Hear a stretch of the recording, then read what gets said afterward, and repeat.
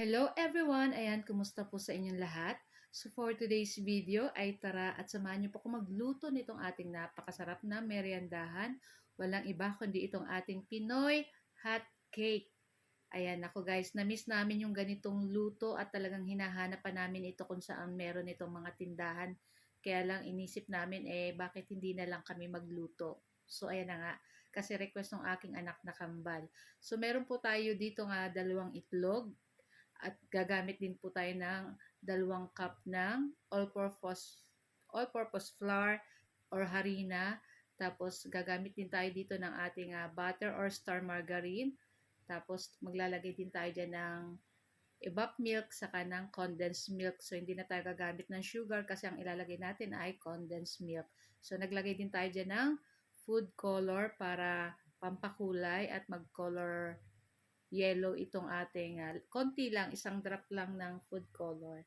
Tapos naglagay rin pala ako dyan ng konting asin para balance lang yung lasa nitong ating hotcake. At pagkatapos ay nagpainit na tayo ng ating mini pan, ayan, para pantay-pantay yung sukat niya guys, ayan.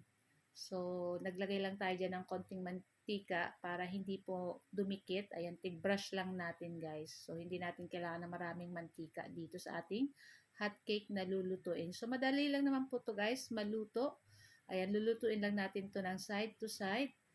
At pag ganyan na rin po yung color, ayan, pwede na rin po natin yan hanguin. Ayan, so, dito sa ating mini pan, ayan, makakagawa tayo ng 4 na piraso na sabay-sabay.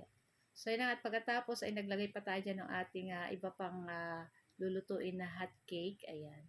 So, madami po tayong nagawa dito sa ating 2 cups ng harina. Marami na po kaming nagawa. So, nag-enjoy kami talagang super yummy nito guys.